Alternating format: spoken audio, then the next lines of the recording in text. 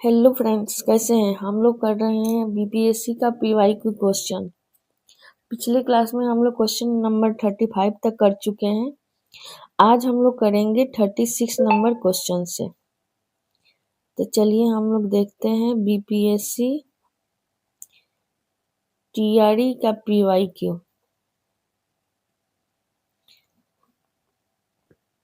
तो आज का हमारा पहला क्वेश्चन है, डॉक्टर नामवर सिंह को उनकी किस आलोचना कृति पर साहित्य अकादमी पुरस्कार मिला था। डॉक्टर नामवर सिंह को उनकी किस आलोचना कृति पर साहित्य अकादमी पुरस्कार मिला था। हमारा ऑप्शन है छायावाद, बी है कविता के नए प्रतिमान, सी है इतिहास और आलोचना। तो आइए देखते हैं हम इसका विश्लेषण और आंसर। डॉक्टर नामवर सिंह जो थे उनको उनकी कृति कविता के नए प्रतिमान के लिए साहित्य अकादमी पुरस्कार मिला था। नामवर सिंह की कविताएं जो थी वो थी कविता के नए प्रतिमान, छायावाद और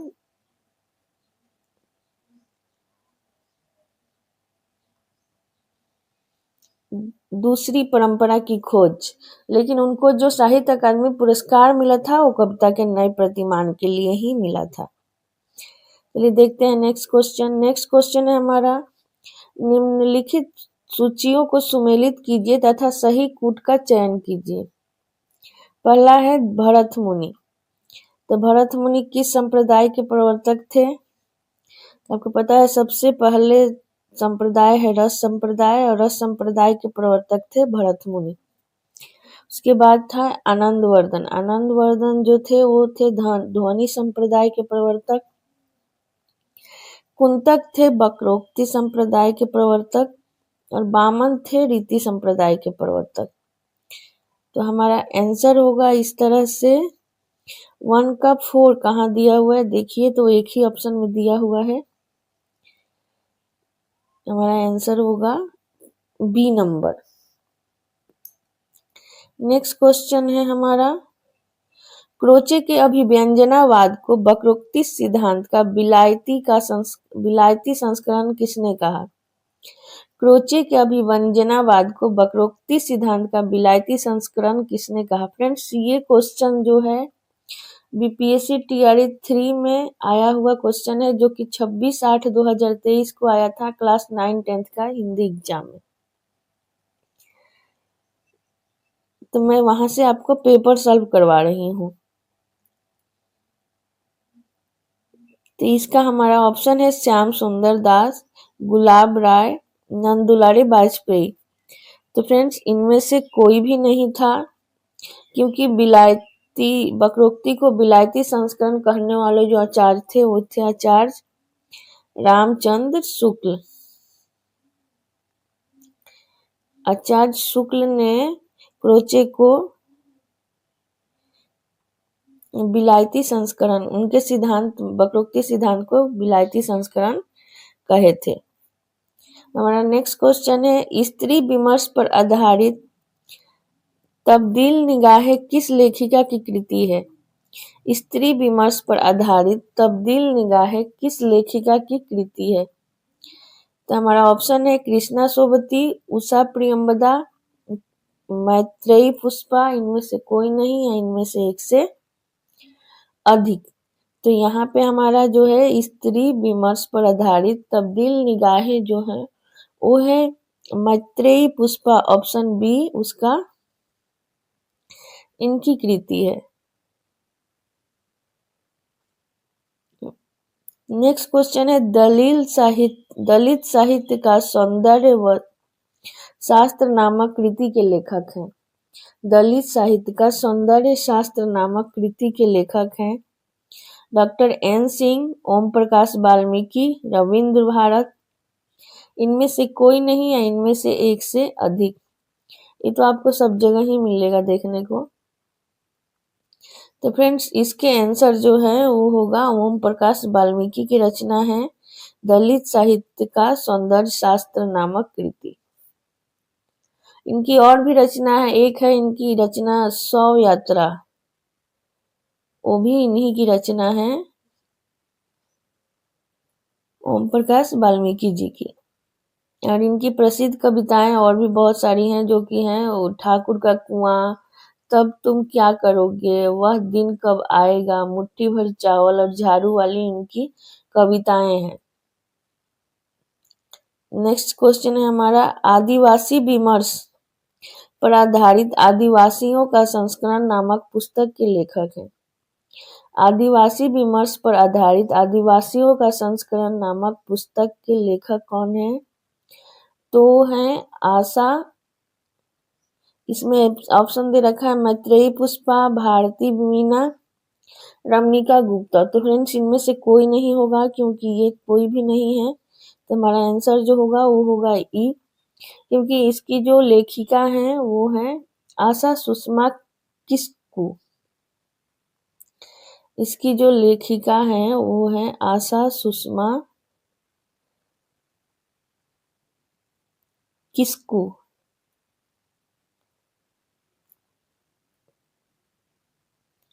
ये इनकी कृति है, जिसका प्रकाशन 1990 ईस्वी में हुआ था। ठीक है, नेक्स्ट क्वेश्चन है अब हमारा, संदेश यहाँ मैं नहीं स्वर्ग का लाया, इस भूतल को ही स्वर्ग बनाने आया। संदेश यहाँ मैं नहीं स्वर्ग का लाया, इस भूतल को ही स्वर्ग बनाने आया। उपयुक्त पंक्ति जो है वो किस रचनाकार की है? तो फ्रेंड्स ये जो पंक्ति है ये है मैथिली शरण गुप्त की रचना है साकेत। तो ये जो है वो साकेत की कृति है, तो यहाँ पे हमारा आंसर जो होगा वो होगा ऑप्शन ई। हमारा नेक्स्ट क्वेश्चन है, रामधारी सिंह दिनकर को उनकी किस कृति पर ज्ञानपीठ पुरस्कार मिला? रामधारी सिंह दिनकर को उनकी किस कृति के लिए ज्ञानपीठ पुरस्कार मिला? फ्रेंड्स उनकी कृति थी उर्वशी, जिसपे उन्हें 1936 ईस्वी में ज्ञानपीठ पुरस्कार दिया गया था। और उनको ज्ञानपीठ पुरस्कार जो प्रदान किया गया था वो प्रदान किया था, उर्वशी की रचना हुई थी 1936 ईस्वी में, और उन्हें ज्ञानपीठ पुरस्कार जो दिया गया था वो साल था 1972 ईस्वी। समझ गए? अब हमारा नेक्स्ट क्वेश्चन है, निम्नलिखित में से कौन सा रासो ग्रंथ छंदों का अजायब घर कहलाता है? निम्नलिखित में से कौन सा ग्रंथ रासो ग्रंथ छंदों का अजायब घर कहलाता है? हमारा ऑप्शन है पृथ्वीराज रासो, परमाल रासो, बिसल देव रासो। उपयुक्त में से कोई नहीं, उपयुक्त में से एक से अधिक। तो फ्रेंड्स चंद्र बरदाई की रचना है पृथ्वीराज रासो, इसे कहा जाता है छंदों का अजायब घर। ये जो है चंद्र बरदाई की रचना है, ये वीर रस से प्रधान है। ये इसमें बिसल देव रासो जो है वो किसकी रचना है, इसके बारे में भी जान लीजिए, क्या पता ये भी पूछ सकता है। तो बिसल देव रासो जो है वो जगनिक की रचना है, और परमाल रासो जो है वो है नरपति नाल की रचना। नेक्स्ट क्वेश्चन है, कबीर उलटबासियों के विशेषज्ञ माने जाते हैं। इससे पहले उलटबासियां सिद्ध साहित्य से प्राप्त होती है। कबीर उलटबासियों के विशेषज्ञ माने जाते हैं, इससे पहले उलटबासियां किस साहित्य से प्राप्त होती हैं? बौद्ध साहित्य, सिद्ध साहित्य या सूफी साहित्य? तो यहाँ पे हमारा आंसर जो होगा वो होगा ऑप्शन सी, जो कि है आंसर, मैंने पहले ही बता दिया था आपको, सिद्ध साहित्य से प्राप्त होती है। क्वेश्चन है नेक्स्ट, मैथिली शरण गुप्त को राष्ट्र कवि की उपाधि किसने दी थी? तो मैथिली शरण गुप्त को राष्ट्र कवि की उपाधि जो थी, उनकी रचना भारत भारती के लिए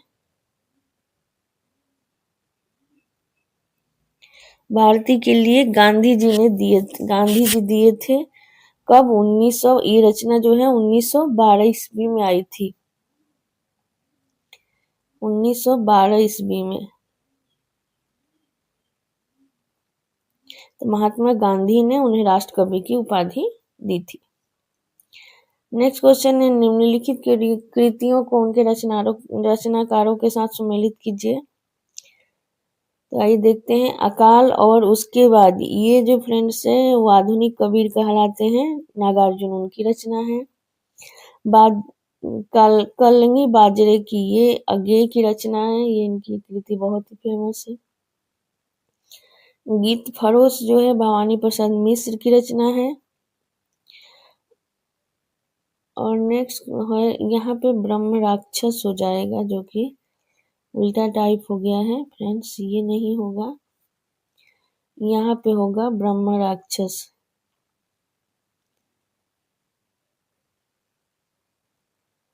ये ब्रह्म राक्षस जो है ये मुक्ति बोध की रचना है।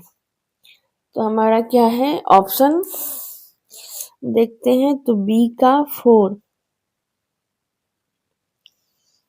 इसमें देखिए बी का 4 नहीं दिया हुआ है, इसमें हमारा आंसर होगा 1, ए का 4 होगा ना, अकाल और उसके बाद जो है उनकी मुक्ति बोध की रचना है। तो यहाँ पे ए का 4 एक ही ऑप्शन में है, ऑप्शन नंबर बी में।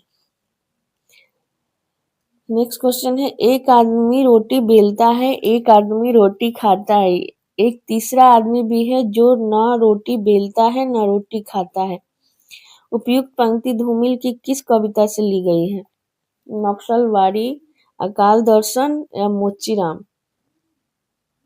तो ये जो है उनके इन तीनों में से किसी भी रचना से नहीं ली गई है। इसका आंसर होगा उपयुक्त में से कोई नहीं, क्योंकि ये पंक्ति जो है उनकी एक रचना है पटकथा, उनकी एक रचना है पटकथा, जिसकी कृति है। नेक्स्ट क्वेश्चन है, कमलेश्वर द्वारा रचित कहानी नहीं है, कमलेश्वर की कहानी नहीं है। एक और जिंदगी, राजा निर्वंशिया, मांस का दरिया। तो यहाँ पे हमारा आंसर होगा कमलेश्वर की कहानी जो है वो नहीं है, एक और जिंदगी। एक और जिंदगी के कहानीकार जो हैं वो हैं मोहन राकेश जी।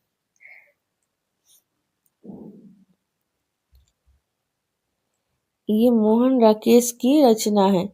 बाकी ये दोनों राजा निर्वंशिया और मांस का दरिया, ये जो है कमलेश्वर की रचना है। नेक्स्ट क्वेश्चन है, चंद्रगुप्त नाटक में दृश्यों की कुल संख्या कितनी है? तो चंद्रगुप्त नाटक के रचनाकार जो हैं वो हैं जयशंकर प्रसाद, ये तो सभी को पता होना चाहिए।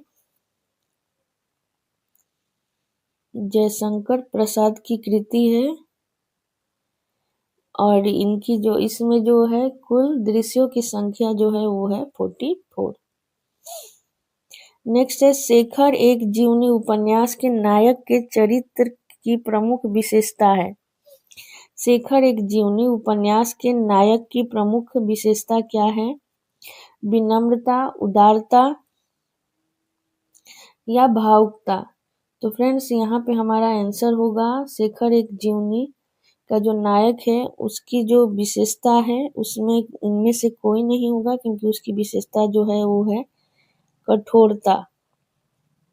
उसका जो नायक था वो बहुत ही कठोर था। नेक्स्ट क्वेश्चन है, महामाया हजारी प्रसाद द्विवेदी के किस उपन्यास की पात्र है? महामाया जो है हजारी प्रसाद की उपन्यास के किस उपन्यास की पात्र हैं? तो हमारा जो आंसर होगा इसका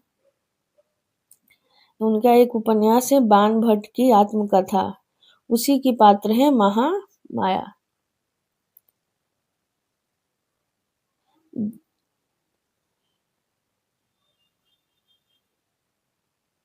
और इनका और भी उपन्यास आप यदि देखना चाहें तो एक है चारू चंद्रलेख पुनर्नवा और अनाम दास का पोथा। नेक्स्ट क्वेश्चन है गैगरिन कहानी के लेखक कौन है? गैगरिन कहानी के लेखक जो हैं वो हैं निर्मल वर्मा, ज्ञान रंजन, कमलेश्वर, इनमें से कोई नहीं है, इनमें से एक से अधिक। तो यहाँ पे हमारा जो आंसर होगा गैगरिन कहानी के लेखक जो हैं वो हैं अगे। यहाँ पे इनमें से कोई नहीं होगा, इसकी कहानी के लेखक हैं अगे। और गैगरिन कहानी जो है वो रोज कहानी जो है उसी का दूसरा नाम है। रोज कहानी का दूसरा नाम है। इसकी प्रमुख पात्र जो है वो है मालती। नेक्स्ट क्वेश्चन है हमारा बहुत कम कहानी लिखकर भी सर्वाधिक लोकप्रियता प्राप्त कहानीकार इनमें से कौन है?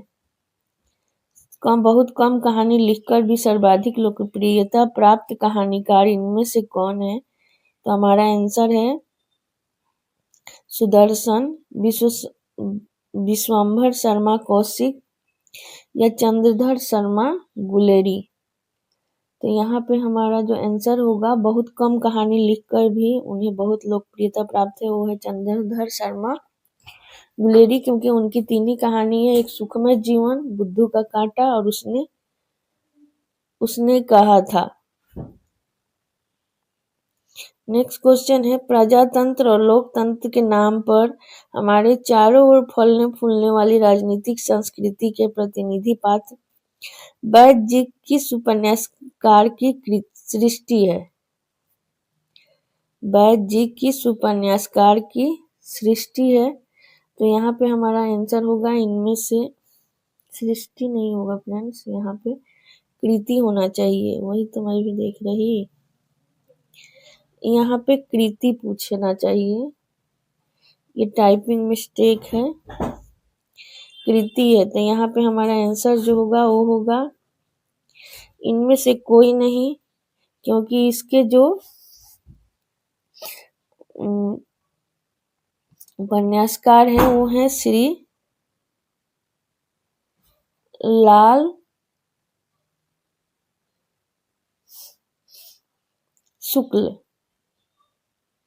ये जो है श्रीलाल शुक्ल की कृति है।